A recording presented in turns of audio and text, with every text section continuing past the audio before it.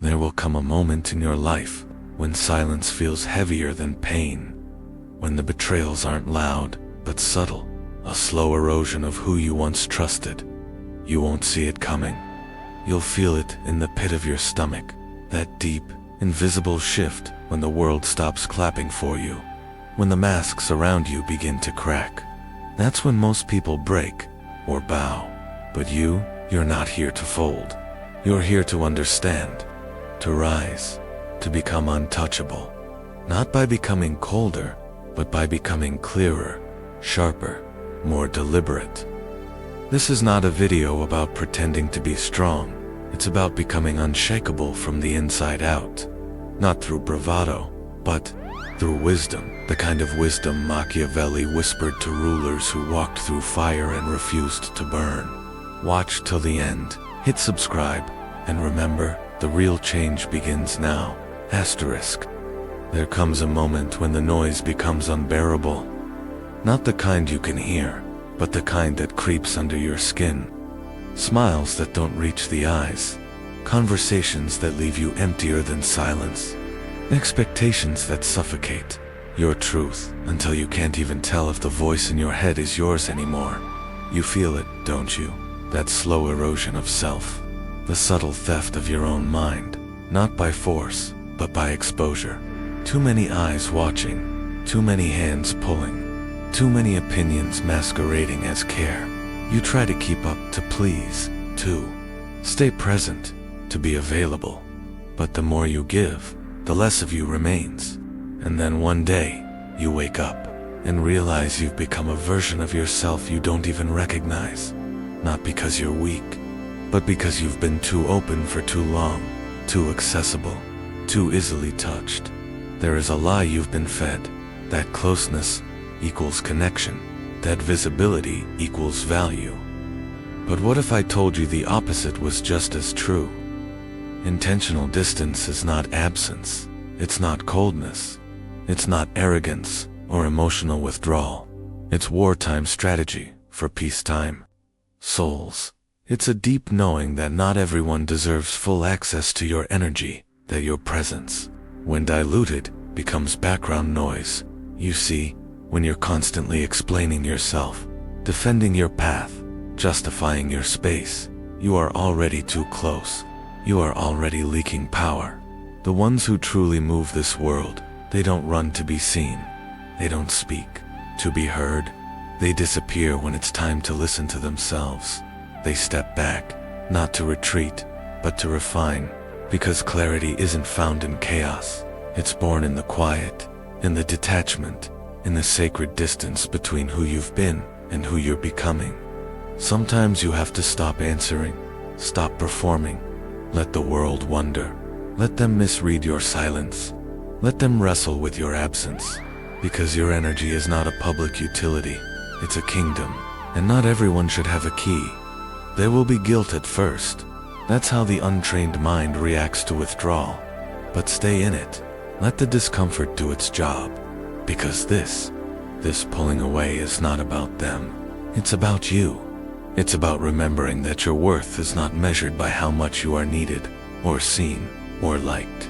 It's measured by how fiercely you protect your mind from noise, your soul from erosion, your truth from being diluted.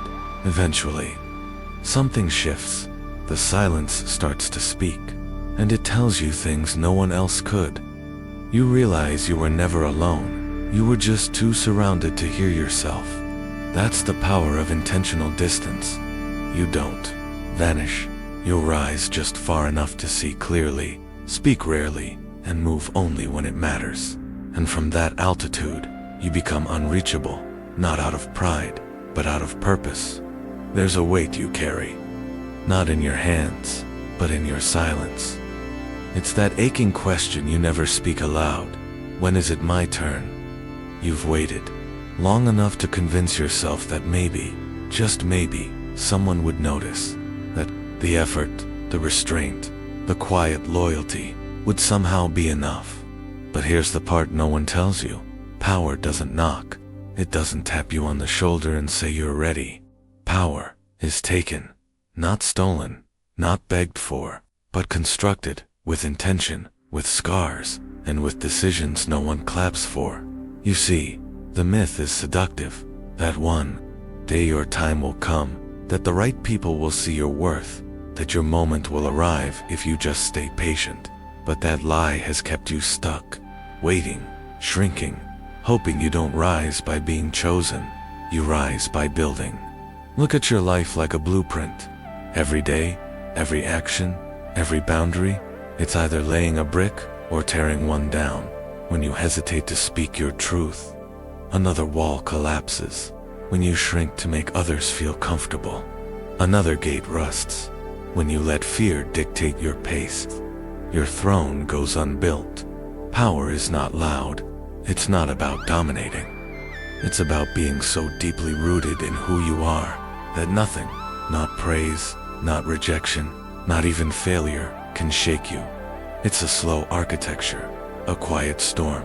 It's engineered from the inside out by the way you walk into a room, by the way you say no without explanation, by the way you stop needing validation to feel real. But you've been taught to feel guilty for that, to tone it down, to wait your turn, to make sure no one thinks you're too much. And that's where they get you. Because while you hesitate, someone else is building. Someone else is reinforcing their walls, sharpening their mind, choosing strategy over sentiment, not because they're heartless, but because they've realized something you haven't yet. Power isn't something you earn, it's something you design. So stop waiting for approval. Stop asking for entry. You were never meant to knock on doors. You were meant to build the damn palace. And here's the final truth, the part that stings before it liberates. No one's coming. No one's bringing blueprints. No one is carving your name into stone but you.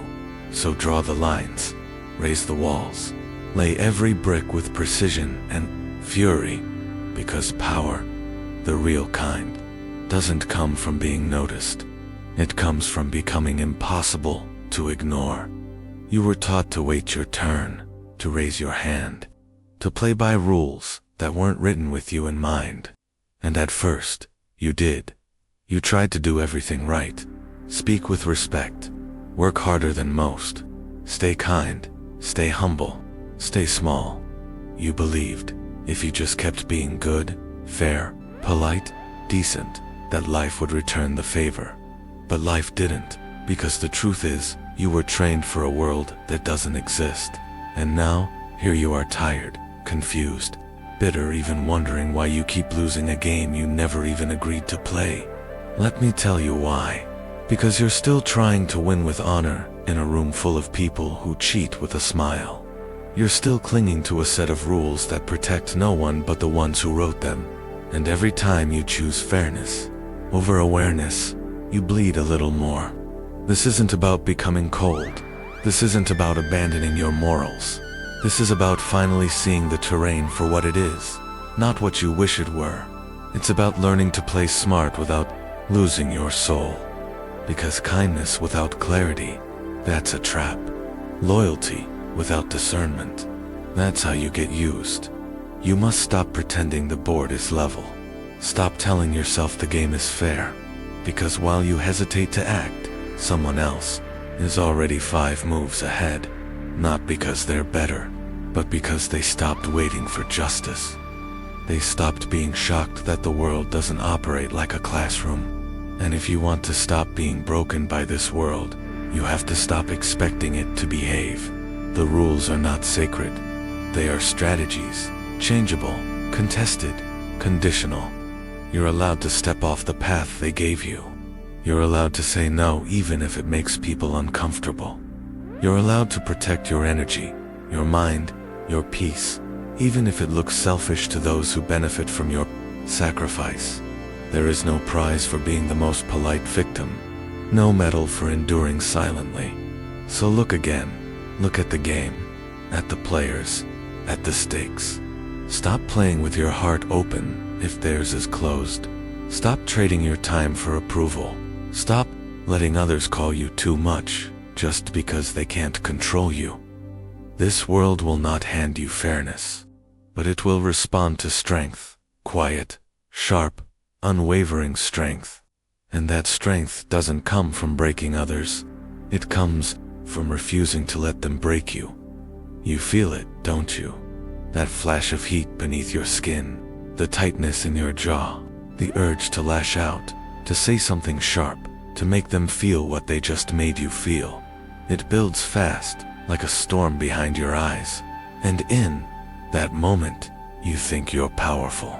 You think the explosion is your strength, but it isn't. It's a leak. Every time you react without thought, every time you let anger, resentment, or desperation take the wheel, you hand over the keys to whoever triggered you. You become predictable, exposed, reachable, and worst of all, controllable. You weren't born to be ruled like that, but somewhere along the way, you started believing that expression meant freedom, that feeling something intensely meant you were alive. Maybe it did, for a while, until the wreckage started to add up. Broken relationships, regretful words, sleepless nights, replaying moments you wish you'd handled better. And suddenly, all that power you thought you had, gone, wasted, given away. You want to know what real control looks like. It's not numbness, it's not silence, it's knowing exactly how you feel, and choosing not to let that feeling dictate your next move. It's sitting with the fire and not letting it burn the house down. It's choosing calm, not because you're weak, but because you've already seen what chaos costs. People will provoke you. Some will do it subtly, some will do it deliberately. Not because they're strong, but because they sense that. You still have cracks in your armor, and they want access. They want a way in, so they push, they press. They try to find the button that makes you unravel, and when they find it, when they see you snap, they smile, because they know now you're not sovereign. You're ruled by your reactions. But imagine this, you feel it rise, the anger, the heat, the urge to strike, and instead of letting it control you, you observe it, you name it, you let it pass through without becoming it. That's where your crown is. That's the moment you shift from prey to ruler, because the one who can stay calm, the one who can sit in discomfort without bleeding all over the room, that person holds the real power. It's not about never feeling, it's about not letting those feelings puppeteer your soul. Because every time you stay centered in the storm, you earn back a piece of yourself, and piece by piece, you become untouchable. You think people are watching what you do. They're not. They're watching what they think you are. And in a world that feeds off perception, that difference can cost you everything. Your name, it's not just a word. It's a shadow that moves ahead of you. It walks into rooms before you enter. It whispers in corners you'll never stand in. And the part that hurts the most, you don't always get to explain yourself. You don't get to walk around correcting every misunderstanding, every lie, every diluted version of who you are. So you either shape the narrative, or it shapes you. There's a reason kings had heralds, coats of arms, legends, not for ego, but for protection. Because reputation isn't just image, it's armor. And when you let it dull, when you let everyone in, when you overshare, when you make yourself available to every opinion, every stage, every request, you bleed in ways you can't see. You think being real means being raw, that transparency means vulnerability, that if you just show people your heart, they'll respect it. But the truth is colder. People don't protect what they don't fear losing, and if they think they've figured you out, they'll stop valuing what they cannot reach. Reputation isn't about pretending, it's about precision. It's knowing that your silence can speak louder than your defense. That mystery, when used wisely, commands more than confession ever will. You don't need to tell your story to everyone. You don't need to prove you're good. You need to protect the version of you that walks into rooms when you're not there. And that version needs to carry a sword. Not one that cuts recklessly, but one that gleams, sharp, intentional, because your reputation is a weapon. One that can open doors before you knock, or shut them forever if you dull its edge with carelessness. So stop explaining. Stop apologizing for your presence. Stop trying to be liked by people who wouldn't. Lift a hand if you were drowning. You don't need to be loved by many. You need to be respected by few, the right few. And that respect begins with how fiercely you guard your name, your time, your presence. Craft your image with the care of a sculptor. Sharpen your voice like steel. Let your actions speak, but let your restraint echo. Because in the end, when you're gone, all that remains is your shadow. Make sure it walks tall. It hits you quietly at first, a shift in tone, a delayed response, a strange silence when your name comes up. You brush it off, tell yourself they're just busy, tired, distracted, but deep down, you feel it, that slow, hollow unraveling of something you once called loyalty. It doesn't scream, it fades, and when it's gone, you're left staring at the space where trust used to live. You were loyal, maybe to a fault. You stood behind them when no one else did. You defended them when they weren't even in the room. You gave more than you were ever asked to, because that's how you loved, fully, fiercely, without keeping score. But eventually, the scales show themselves, and you see it. Not everyone clapping for you actually wants you to win. Some people only like the version of you that needs them, that leans on them, that doesn't rise too far or shine too bright. The moment you start standing on your own, their smiles tighten, their cheers quiet, and suddenly, your growth becomes their discomfort.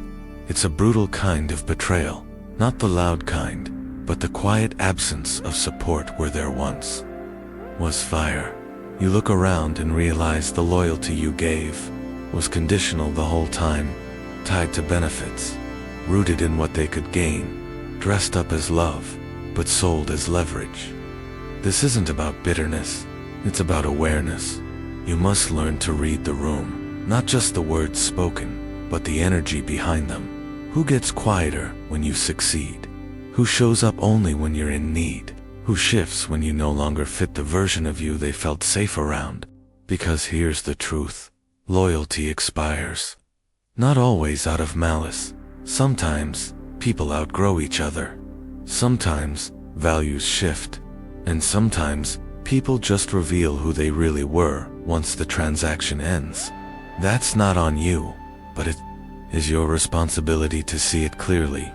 To stop pouring gold into hands that only reach when they're empty. To stop assuming that time equals trust. To stop mistaking shared history for shared future. And yet, there will be a few, the rare ones. The ones who stay when the applause stops. Who defend you when you're not around. Who celebrate you with nothing to gain. When you find them, don't doubt them. Don't test them. Honor them. Because in a world where loyalty is often borrowed, the ones who truly stand by you, they are royalty. And they remind you that while loyalty may expire for most, for the right ones, it never had a deadline. You felt it, that fire, that urgency, the nights when your heart raced with possibility. When the vision was so clear, you could almost taste it. You swore you'd do whatever it took. But then, a day came when you didn't feel like it, and then another. And soon, the fire that once roared became a flicker behind excuses, distractions, fatigue, not because you didn't want it, but because you built your dream on emotion, and emotion never lasts.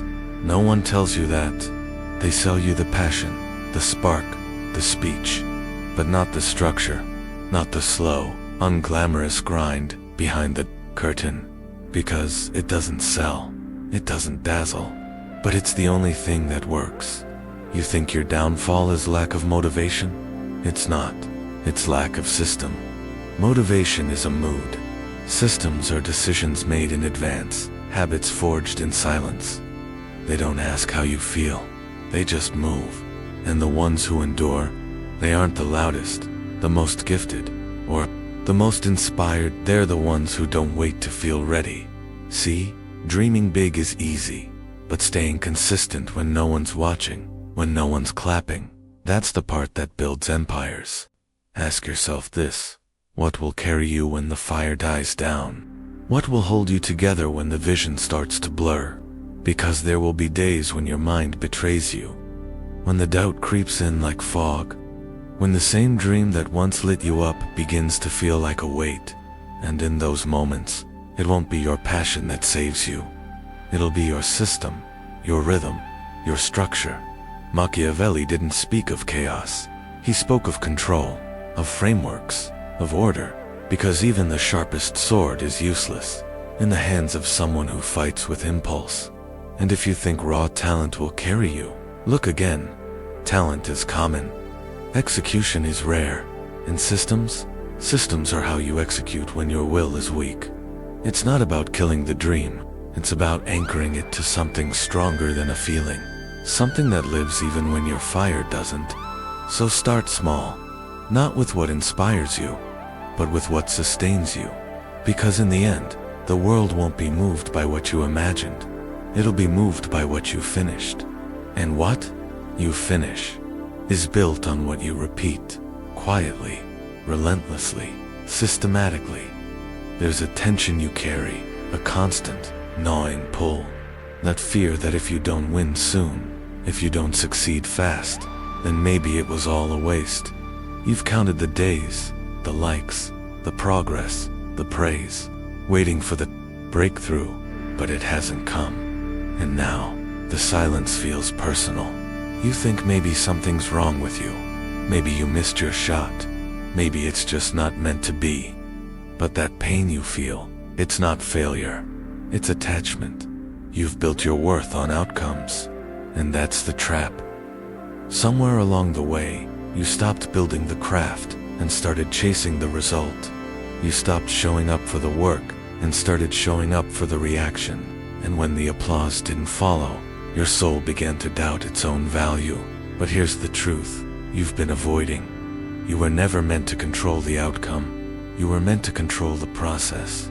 Because mastery, real power, doesn't come from the result. It comes from the way you show up when no one's watching. It comes from the hours no one claps for. From the work done in silence, with no guarantee of reward. Machiavelli didn't speak to the gifted. He spoke to the relentless. To those who knew that greatness isn't a moment, it's a method, a way of life built on structure, on repetition, on discipline so deep that the result becomes a side effect, not a goal. The crowd, it's fickle. The finish line, it moves. But the process, that's yours. It's the only thing they can't take from you. You must stop tying your identity to results. Because results are slow. Results are cruel. They don't come when you want them. They come when you've earned them, quietly, in the shadows of your consistency. So if you want to rise, truly rise, stop asking, is it working yet? Start asking, am I working right? Let the others chase applause. Let them drown in comparison, in timelines, in metrics. You stay in the craft. You sharpen your edge. You build your rhythm. Not for show, not for approval, but because it's who you are now. Because once you fall in love with the process deeply, obsessively, you become dangerous, unshakable, untouchable, because you no longer rise or fall with the noise. You just keep moving. And eventually, without warning, the results show up like shadows behind you. Quiet, inevitable, earned.